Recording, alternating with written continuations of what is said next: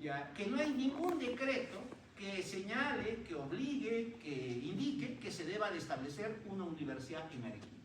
Por esa razón, cuando alguien me pregunta a mí, ¿quién fundó la universidad? En este caso me está preguntando, ¿quién es la autoridad política que funda la universidad? No quienes estuvieron presentes, ¿no? Puede que en esa época, en el momento de la fundación, hayan habido como 5.000. Pero quien dirige, quien hace los trámites, es el prefecto Antonio Gutiérrez de la Fuente. ¿Quién organiza el proceso de fundación? El prefecto Antonio Gutiérrez de la Fuente. ¿A partir de qué? ¿De su capricho? No. A partir de una carta que le escribe el secretario de Bolívar en ese entonces. ¿Quién era su secretario? Un arequipeño llamado Felipe Santiago Estenos. Ahora bien, yo a veces escucho algunos colegas tanto mayores que sienten mucho orgullo que un arequipeño haya sido secretario de Bolívar. Como si Bolívar hubiese tenido solo un secretario. Bolívar tenía por lo menos 5 secretarios. Ahora bien, el secretario oficial, su secretario general se llama, porque es el que dirige a todos los secretarios, y ese es la única persona a la cual se tienen que dirigir las autoridades departamentales, que son los prefectos, es el secretario general. El secretario general era un coronel colombiano de nombre José Gabriel Pérez. Ese es el secretario general. Ahora bien, él es el que se encarga de dirigir a todos los demás y él mantiene comunicación directa con todas las autoridades. Y a través de él se comunica con él. Lo que pasa es que cuando llegan a Arequipa, el secretario general se enferma. Entonces tiene que pedir, así como cuando un profesor se enferma, tiene que pedir licencia, él pide licencia. Y en su reemplazo se nombra a Estenos provisionalmente. Y estando en Puno, el 6 de agosto de 1825, es que le escribe una carta. Y en esa carta, en primer lugar, le hace ver la situación. Le dice, no es que el Libertador se haya olvidado de sus obligaciones, no es que haya obligado sus objetivos. ¿Ya? Es decir, ¿cuáles eran sus objetivos? Dentro de muchos objetivos, uno de ellos es fomentar la educación. Lo ha señalado el profesor Valdarro, la educación ya científica. Los colegios que se fundan son colegios de ciencias y además universidades, además de colegios de educantes, además de convictorios.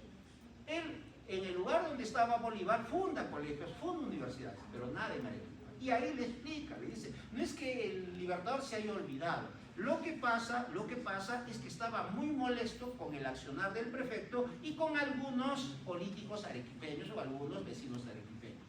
Por esa razón, y ha terminado un poco su cólera, ha decidido enviarle esta carta, en la cual lo invita a usted a constituir establecimientos de ciencias y artes, de salubridad pública y demás, que contribuyan al adelantamiento de este departamento. Eso es lo que dice. Le da una carta donde le sugiere fundar una serie de instituciones.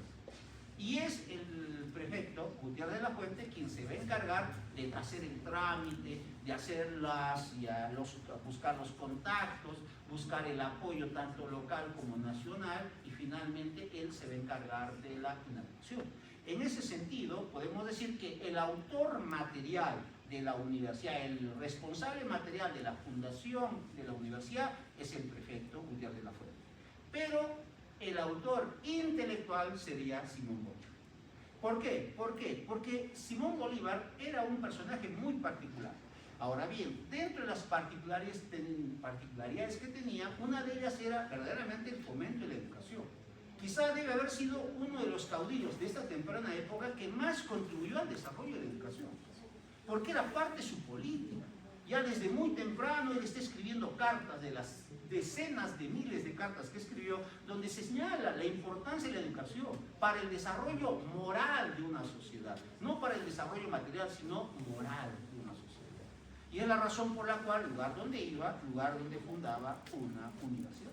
Ahora bien, antes de llegar incluso a la ciudad de Arequipa, Bolívar llega a Arequipa más o menos hacia el 10-12 de mayo del año 1825, él ya está solicitando, por ejemplo, a los principales prefectos del sur que le envíen informes acerca de las instituciones educativas que existen en cada departamento. Ya está pidiendo informes para poderse enterar de qué instituciones hay. ¿Ya? ¿Qué potencial hay para poder crear instituciones? Por otro lado, como él es muy convencido, como muchos de la época, de que Inglaterra era la cuna de la economía de esa época, incluso se da un decreto por el cual 10 jóvenes del Perú iban a ser enviados a Inglaterra, a ser formados, a ser educados y a becados completamente. Y ellos iban a salir de algunos departamentos como Lima, como Trujillo, como Cusco, como Arequipa. De acá a Arequipa partieron dos. Asimismo, de un decreto por el cual se tienen que establecer escuelas normales en todos los departamentos. Lastimosamente no se logra ello, porque ello implicaba pues un gran presupuesto. Recién vamos a llegar a la época de Parlo, quizá algunos años antes, para poder crear o fundar ese tipo de instituciones. Entonces, aquí nos queda un vacío. El vacío es ya desde cuándo se empieza a negociar, desde cuándo se empieza a discutir, desde cuándo se empieza a solicitar el establecimiento de una universidad en Arequipa. Lo primero que podemos nosotros establecer es que el origen de la universidad en Arequipa no está relacionado con Simón Bolívar, no está relacionado con las guerras de independencia, tampoco está relacionado con la crisis de la monarquía española que se da entre 1808 y 1814, en este caso, ¿no? 12, pero se extiende hasta el 14. Ahora bien, ¿por qué? Aunque en esos años se solicite el establecimiento de una universidad, en realidad la necesidad de una universidad en Arequipa es muy anterior. Básicamente está relacionado con la segunda mitad del siglo XVIII, durante la reforma borbónica. Ahora bien, si estuviese aquí la profesora Rocío Villaverde, ella afirmaría de que ya en el siglo XVI, vecinos arequipeños, o sea, españoles, vecinos residentes en Arequipa, están enviando a sus hijos a España a estudiar en las universidades. O sea, desde muy temprano, los vecinos arequipeños, o que residen en Arequipa, para no tener que utilizar un término excesivo, ya están enviando a sus hijos. Ya están buscando profesionalizarlos. Ahora bien, algunos los envían a España, otros los envían a Lima, otros los enviarán, ¿qué les digo yo? Pues al Cusco, otros los enviarán a Chuquisaca. Pero ya están enviando. Ahora bien, ¿pero cuál es el problema? El problema es que muchos de los títulos universitarios en esta temprana época colonial no tenían fines laborales, más bien tenían fines de estatus, de jerarquía, de prestigio. ¿Por qué? Porque como ustedes saben, por sus estudios coloniales, los cargos, los puestos, los empleos se obtenían por compras, se obtenían por donativos, se obtenían por influencias familiares. Esa era la manera como accedía a un cargo. Se compraban los cargos. Entonces, ¿qué sentido tenía para un vecino de clase media, para el cual le cuesta una barbaridad mandar a sus hijos al extranjero, si no va a poder asegurarles un empleo? No tenía sentido. Entonces, solo algunas familias podían enviarlas porque tenían los recursos, y estos títulos muchas veces cumplían las funciones de reforzar el estatus, la jerarquía o el nivel de estas familias, ¿no? Ahora, ¿cuándo cambia esto? En el siglo XVIII. El siglo XVIII es un siglo fundamental para entender la historia de Europa, la historia de América, la historia del Perú y la historia de Arequipa. No en balde, un historiador americano de nombre Kendall Brown ha escrito un libro sobre la economía arequipeña durante el siglo XVIII. Es más, los más importantes estudios que se han hecho sobre Arequipa, posiblemente me equivoque, ¿no?, en historia, porque puedo equivocarme, son estudios que se han hecho del siglo XVIII, o han empezado el siglo XVIII, ¿no? Kendall Brown es uno de ellos, Weber también, Sarah Chamber también, Mary Gallagher también. Todas son tesis en inglés, son tesis que deberíamos tenerlas aquí, pero lastimosamente pues no están traducidas, y muy pocos leemos inglés. Entonces, tienen al siglo XVIII como siglo fundamental, como siglo fundamental.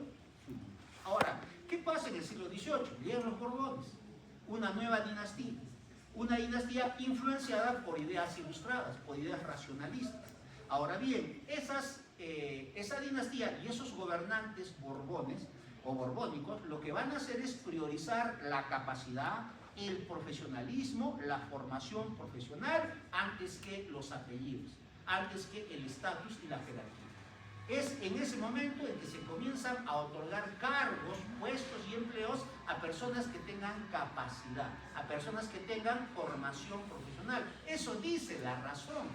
La razón dice que quien debe ocupar un cargo no es aquel que tiene la familia de mayor alcurnia, sino la persona que está mejor preparada. Esas son ideas racionales.